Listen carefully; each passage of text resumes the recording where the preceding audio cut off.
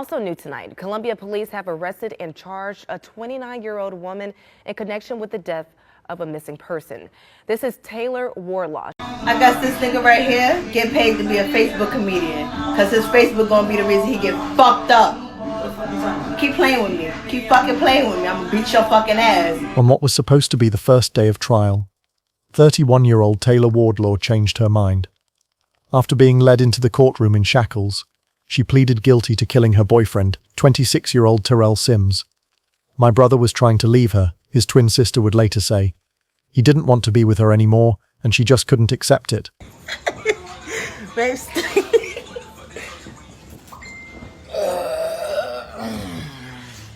This is the story of Taylor Wardlaw, a woman whose obsession turned deadly.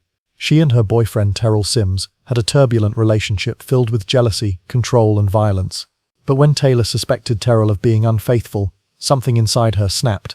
On December 22, 2021, she called 911 to report him missing, organizing search parties and pleading for help on social media. But in reality, she knew exactly where he was. His body lay discarded in a creek, hidden from the world. A shocking confession from a friend would soon reveal the sinister truth. Taylor had murdered the father of her child and enlisted her new boyfriend to help cover it up. What drove her to such a brutal act? Was it rage, betrayal, or something even darker? This story takes us to Columbia, South Carolina, a city where Southern charm meets urban grit. Known for its rich history, thriving college scene, and scorching summers, Columbia is home to the University of South Carolina and a strong military presence with Fort Jackson. But beyond its bustling streets and friendly neighborhoods, darkness lurked in a quiet home on Irvin Street, where a relationship turned deadly. At the center of this story is Taylor Wardlaw. Born and raised in the Bronx, New York, Taylor later moved to Columbia, where she worked as an assistant manager at a Dollar General store. She was a mother, juggling the demands of work and parenthood, while maintaining a public image of a strong, determined woman. But beneath the surface, Taylor was controlling, impulsive, and deeply insecure. Those who knew her described her as fiercely independent, yet prone to jealousy, always needing to know every detail of her partner's life. In Taylor Wardlaw's life, there was an individual who played a significant role: Terrell Sims, her boyfriend and the father of her child. Terrell was born in 1995, growing up in a tight-knit family that included his twin sister Marcella, who was not just his sibling, but also his closest confidant. Terrell was raised with strong family values, always prioritizing the well-being of his loved ones, especially his children. He had 4 young kids who meant the world to him, and by all accounts he was a dedicated father. His family described him as someone who always made time for his children, ensuring they felt loved and protected despite life's challenges. Taylor's relationship with Terrell Sims was tumultuous from the start. They met in 2018 and quickly became entangled in a passionate but unstable romance. Amid accusations of infidelity, they had a child together in 2020, but even that didn't bring peace. Taylor had a tendency to track Terrell's every move, checking his calls and demanding constant updates on his whereabouts. Friends said she had a sharp temper and struggled to let go of control, often swinging between devotion and fury. In 2020, while pregnant, Taylor accused Terrell of domestic violence, alleging he had threatened her with a gun. This led to Terrell's arrest and nearly a year in jail. During his incarceration, Terrell missed the birth of his child, a significant life event that he was unable to attend due to his legal situation. Taylor later posted his bail in August 2021, allowing him to return home. As part of his release conditions, Terrell was required to wear an ankle monitor to track his movements, a measure intended to ensure compliance with his bond terms. Despite the strict no-contact provision in his bond, Terrell and Taylor continued their volatile relationship. But by late 2021, something had changed. Terrell was growing tired of the constant drama, the jealousy, the control. He wanted out. He wanted to focus on his children, on building a better life for himself. But Taylor couldn't accept this reality. She couldn't let go. What made this situation even more twisted was that while Taylor was accusing Terrell of infidelity, she herself was involved with another man, Eddie Brown, also known as Youngster. The hypocrisy was staggering, yet Taylor seemed blind to her own contradictions. In her mind, she owned Terrell. He belonged to her, and if she couldn't have him, no one could. Taylor knew how to manipulate situations to her advantage. She had done it before, orchestrating Terrell's arrest and year-long imprisonment. Who knew that this ability to manipulate would allow her to hide her crimes for nearly 2 weeks?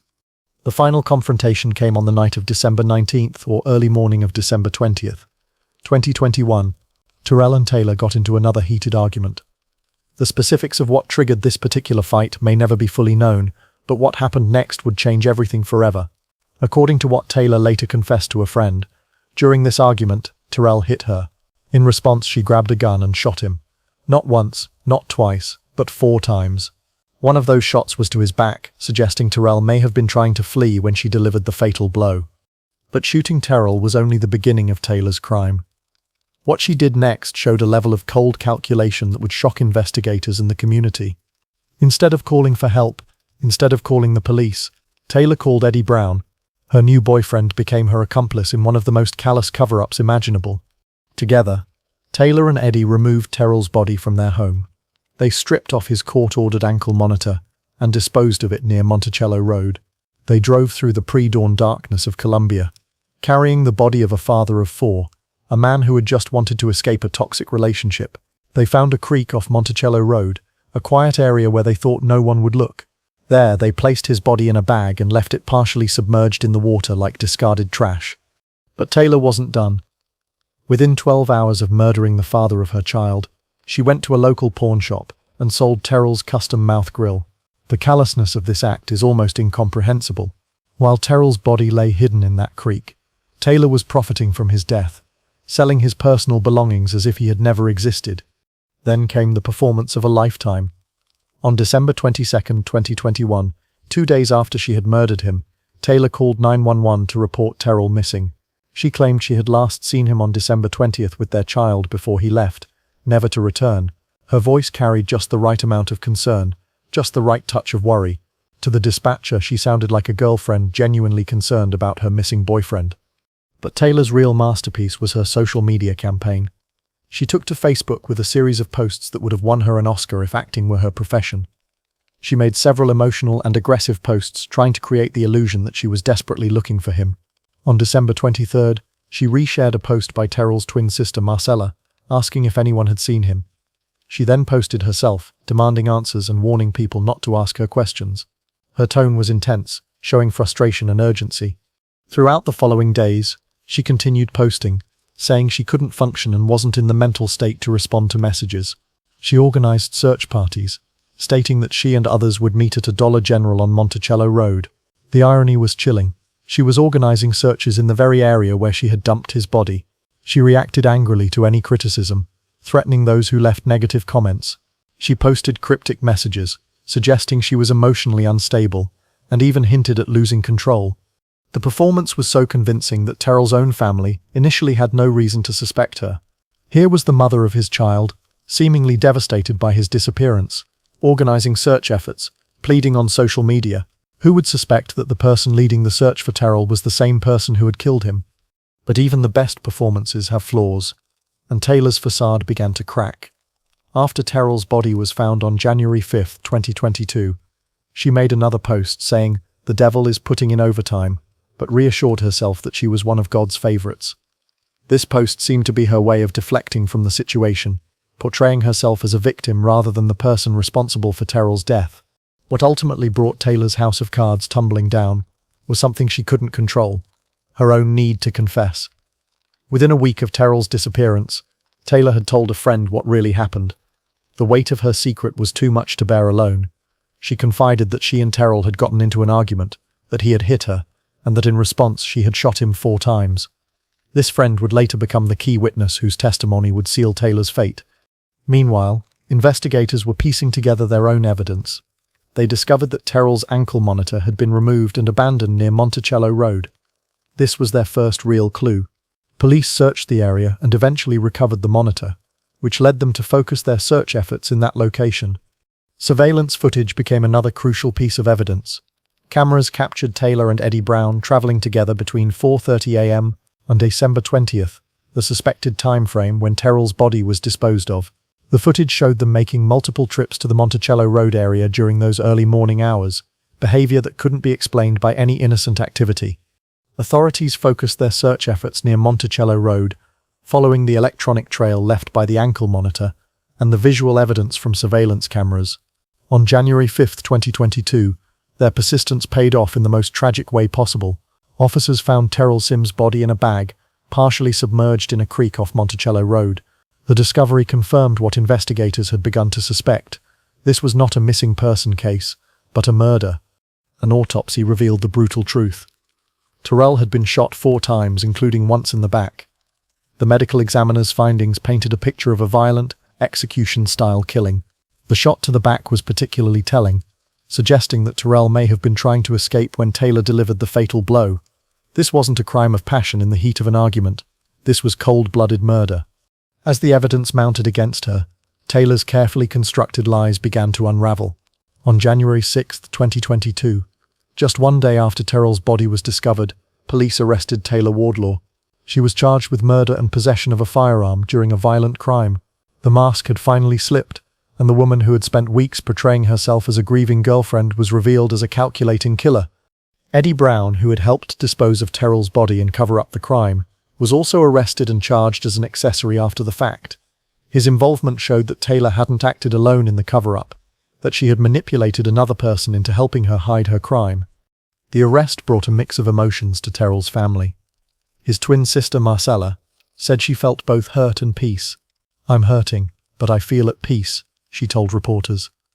The family had finally gotten answers about what happened to their beloved Terrell, but those answers came with the devastating truth that someone he loved and trusted had taken his life. The case drew widespread attention throughout Colombia and beyond. The combination of the fake search parties, the dramatic social media posts, and the calculated cover-up made it a story that captured public interest.